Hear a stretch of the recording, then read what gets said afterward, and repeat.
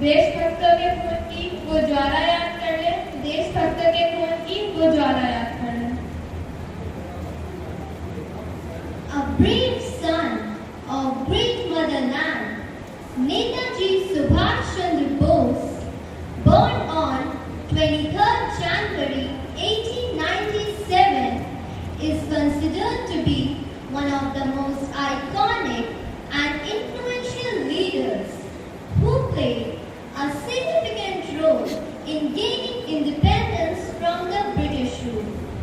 He was a participant of the non-cooperation movement and a leader of the Indian National Congress. He raised the first Indian National Army, Azad Hind Fauj, in 1943 and started an armed coup which inspired thousands of Indian youth to join the struggle for independence from the British rule.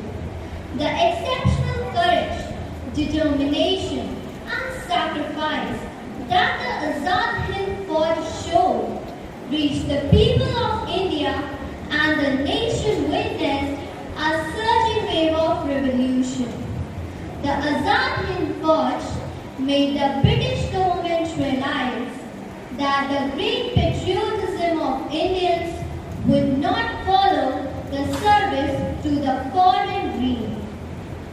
आजादी की कभी शाम न होने देंगे, शहीदों की कुर्बानी बदनाम न होने देंगे, बची वो जब तक एक भी बूंद लहू की रगों में, तब तक भारत माता का आंचल नीलाम न होने देंगे, तब तक भारत माता का आंचल नीलाम न होने देंगे। आप झुककर करें सलाम जिनके से ये मुकाम आता है। कितने खुशनसीब हैं वो लोग जिनका लहू वतन के काम आता है, जिनका लहू वतन के काम आता है। Subhash Chandra Bose was not just a freedom fighter, but a considerate personality whose thoughts created an unending spark among the Indian people. We all are aware from the fact that you must live if you want to live. So, let us listen to an inspirational thought by Ruchita Vajpayee. Thought for the day is, life loses half its interest if there is no struggle and no risk to be taken. अर्थात संघर्ष के बिना जीवन व्यर्थ है। यदि हम कोई संघर्ष ना करें तथा कोई जोखिम ना उठाएं तो हम अपने जीवन में आनंद तथा सुख प्राप्त नहीं कर सकते। Thank you.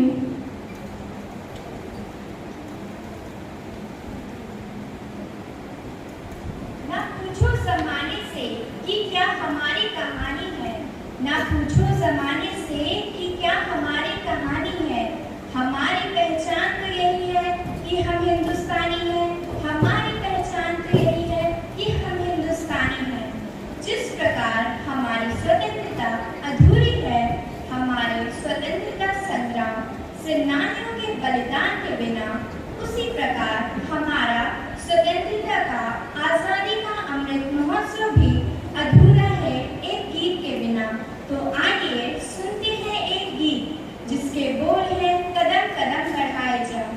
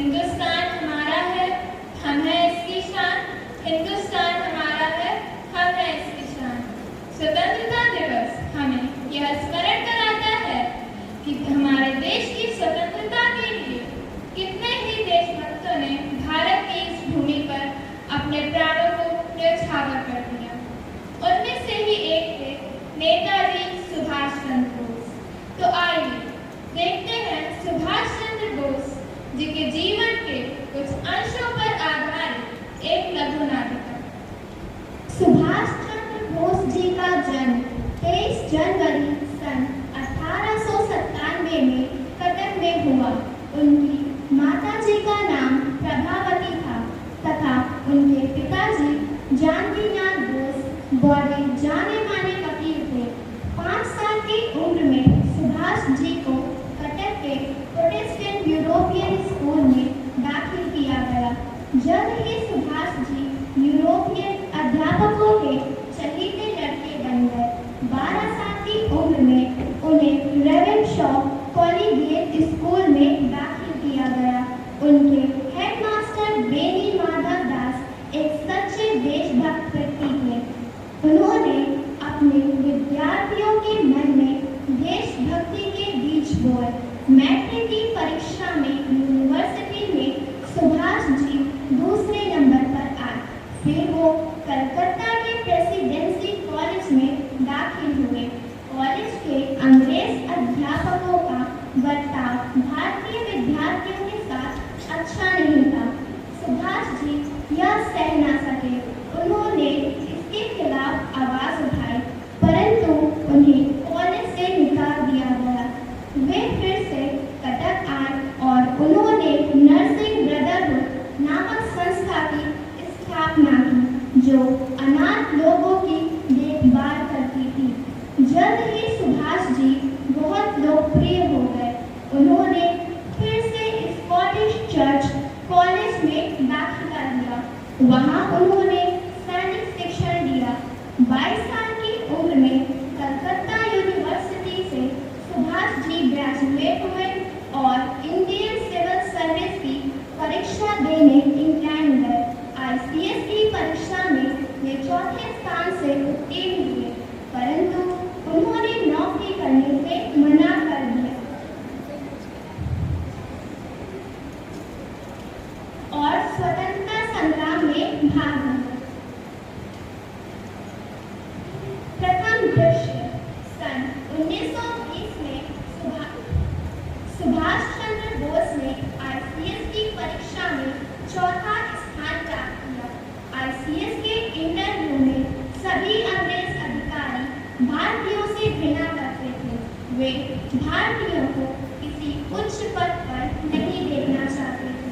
इसीलिए इंटरव्यू में कठिन से कठिन प्रश्न पूछकर भारतीयों को नीचा दिखाने का प्रयास करते थे और उन्हें इंटरव्यू में फेल करने के लिए अवसर ढूंढते थे। जब बोस ने इंटरव्यू के कक्ष में प्रवेश किया, तब वहां कई अंग्रेज अधिकारी बैठे हुए थे।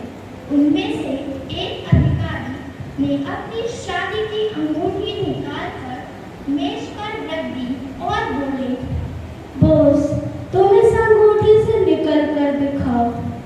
यह तो बड़ा ही आसान है।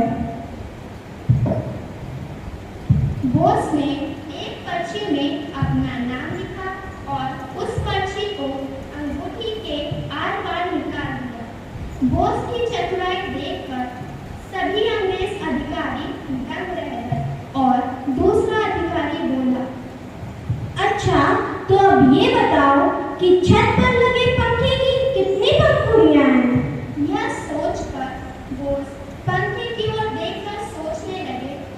तभी एक और अधिकारी बोला, ये भारतीय तो होते ही मूर्ख हैं। इनसे समझदारी की कोई उम्मीद ही नहीं की जा सकती। यह सुनकर बोस अपनी कुर्सी से खड़े हो गए। यदि मैंने इस सवाल का जवाब दे दिया तो आपको यह मानना होगा कि भारतीय मूर्ख नहीं होते हैं।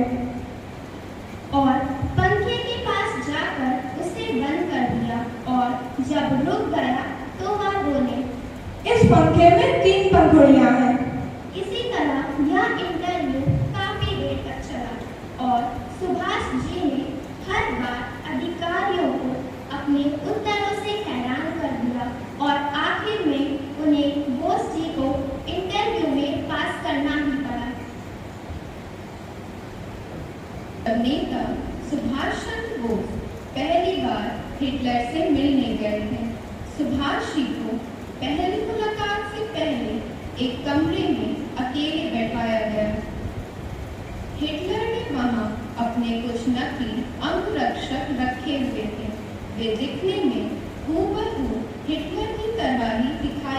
गई। उनको पहचानना बहुत कठिन था। थोड़ी देर बाद एक व्यक्ति हिटलर की तरह वेशभूषा में सुभाष जी के सामने आया और उसने हाथ आगे बढ़ाकर कहा, मैं हिटलर, मैं सुभाष भारत से आया हूँ, लेकिन आप हिटलर नहीं हो सकते। अंगरक्षक 2 अंदर प्रवेश करके हाथ आगे बढ़ाता है। मैं हिटलर, मैं सुभाष भारत से आया हूँ, लेकिन आप भी हिटलर नहीं हो सकते। मैं हिटलर से मिलने आया हूँ, कृपया मेरा समय न बर्बाद करें। तीसरी बार फिर एक व्यक्ति ठीक उसी वेशभूषा में कमरे के अंदर प्रवेश करके खड़ा हो गया। इस बार सुभाष जी ने कहा, मैं सुभाष भारत से आया हूँ, लेकिन हाथ मिलाने से पहले आप कृपया अपने दस्ताने उतार दें। मैं मित्रता के बीच कोई दीवार नहीं चाहता। हिटलर उस वक्त के बहुत कठोर व्यक्ति माने जाते। उनके सामने इतनी हिम्मत से बोलने वाले बहुत ही कम लोग थे। सुभाष जी की हिम्मत भरी बात सुनकर एवं तेज से युक्त चेहरा देखकर उन्होंने पहली बार दस्ताने उतारे, हाथ मिलाया और दोनों में दोस्ती हो गई।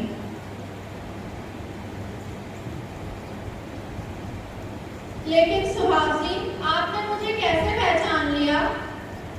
साधारण सी बात है, जब कोई व्यक्ति किसी दूसरे व्यक्ति के घर मिलने जाता है तो मिलने जाने वाला व्यक्ति सबसे पहले हाथ बढ़ाकर परिचय देता है, ना कि घर का मालिक परिचय देने लगता है। इस बात को सुनकर हिटलर मुस्कुराते हुए बोले कि आपके इस अभिन्न गुण की हम प्रशंसा करते हैं और अपने देश जर्मनी में आपका स्वागत करते हैं।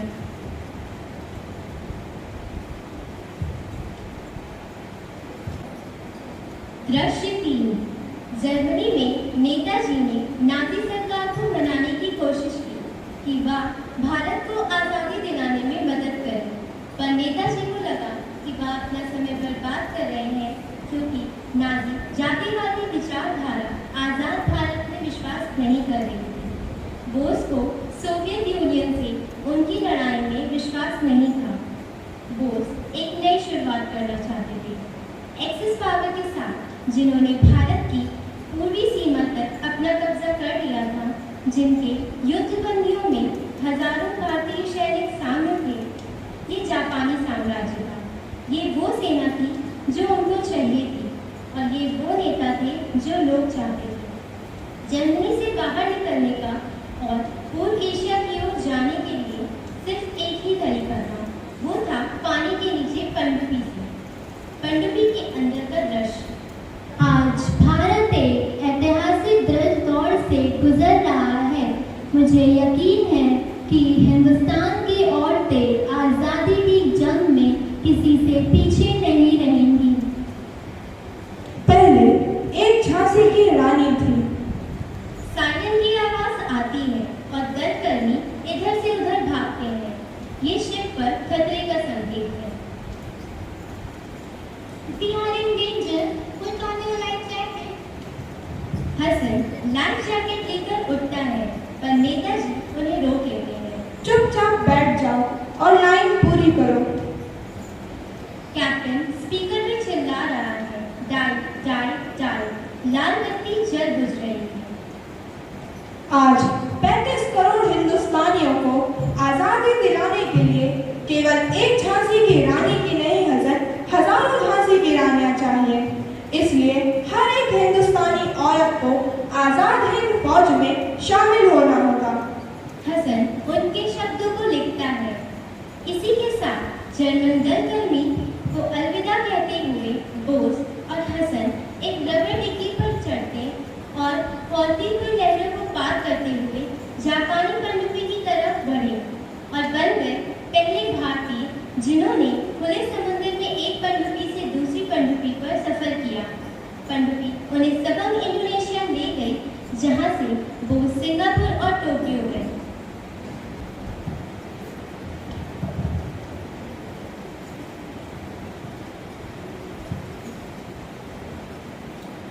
सावधान!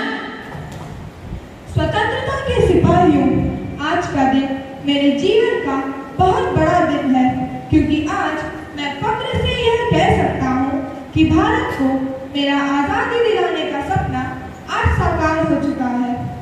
आज़ाद हिंद फौज के हर सैनिक को अपने मोटो की इन 3 कसौटियों पर खरा उतरना होगा।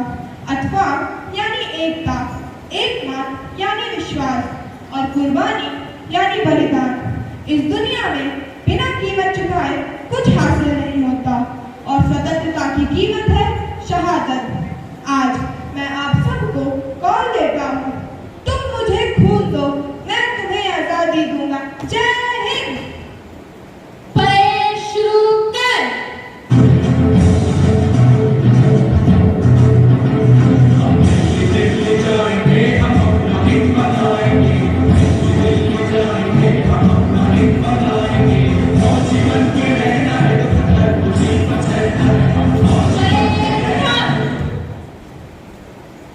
आज इस परेड में हमारे राष्ट्रगान का ओल्ड वर्जन प्रस्तुत किया जा रहा है।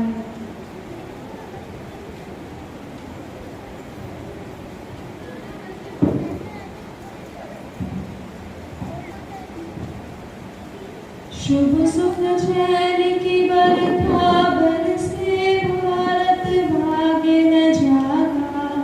पंजाब सिंध गुजरात मराठा द्राविड़ उत्कल बंगा। चंचल सागर विंध्य हिमालय नीला यमुना गंगा। तेरे नित गुण गाए, तुझसे जीवन पाए, सब जन पाए आशा। सूरज बनकर जग पर चमके, भारत नाम सुहागा। जय हो, जय हो, जय हो, जय जय जय जय हो। जय हिंद।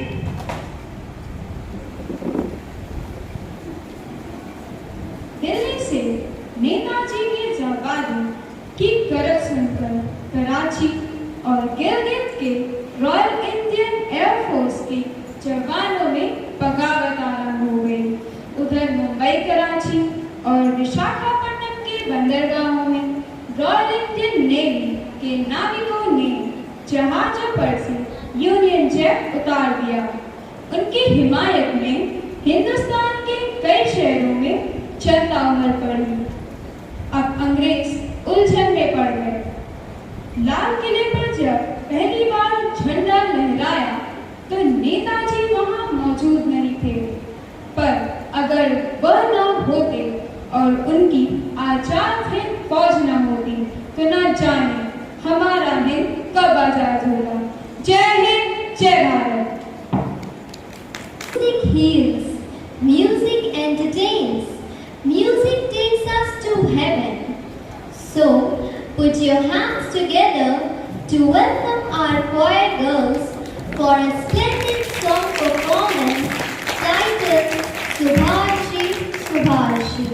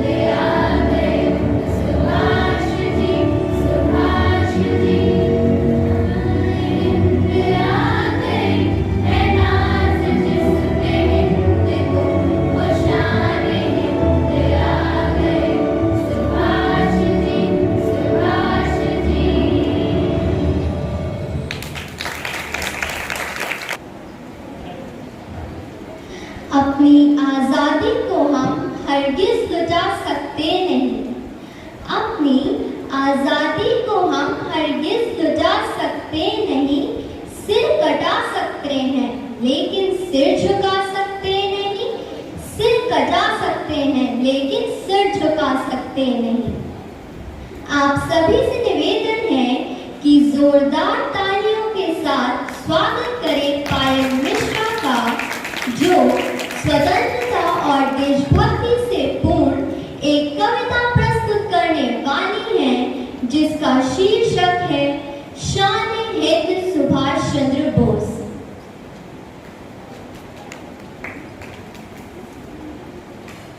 हिंदी कविता शान-ए-हिंद सुभाष चंद्र बोस है समय नदी की बाढ़ कि जिसमें सब बह जाया करते हैं।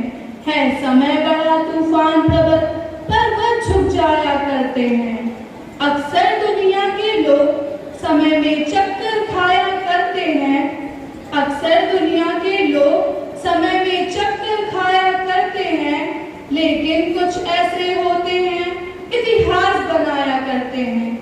यह उसी वीर इतिहास पुरुष की अनुपम अमर कहानी है, जो रक्त कणों से लिखी गई, जिसकी जय हिंद निशानी है।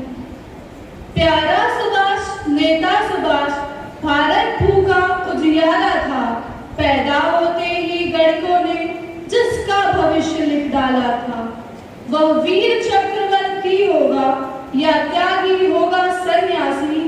वह वीर चक्रवर्ती होगा या त्यागी होगा सन्यासी, जिसके गौरव को याद रखेंगे युग युग तक भारतवासी। सो वही वीर नौकरशाही में पकड़ जेल में डाला था, पर क्रूर के हरी कभी नहीं फंदे में टिकने वाला था। बांधे जाते इंसान कभी तूफान न बांधे जाते हैं। बांधे जाते इंसान कभी तूफान न बांधे जाते हैं। काया जरूर बांधी जाती, बांधे नहीं डाले जाते हैं। वह दृढ़ प्रतिज्ञ सेनानी था, जो मौका पाकर निकल गया। वह पारा था अंग्रेजों की मुट्ठी में आकर फिसल गया। वह कहाँ गए, वह कहाँ रहे, ये धूमिल अभी कहानी है। हमने तो उनकी नई कथा आजाद फौज से जानी है। हमने तो उनकी नई कथा आजाद फौज से जानी है। धन्यवाद। Artistic expression, dance, allows you to speak your emotions and thoughts. So, get ready for a whirlwind of joy and laughter. एक रानी थी, एक तूफान था, एक जज्बा था, एक जोश था, एक ज्वाला थी, एक चिंगारी, एक शोला, वो बेखौफ था। वो बोस था, वो बोस था, वो बोस था, वो बोस था। आएगी याद जब जब हमको भारत की जंग आजादी। आएगी याद जब जब हमको भारत की जंग आजादी। नेताजी सुभाष चंद्र बोस बस नाम उनका है काफी। नेताजी सुभाष चंद्र बोस बस नाम उनका है काफी। देशभक्त की रग रग में वो क्रांति का जोश भर गए। आजाद हिंद का सपना वो साकार कर गए। कोई कभी न कर सका वो काम ऐसा कर गए। सात समंदर अपनी जान वो भारत के नाम कर गए। सिंह साला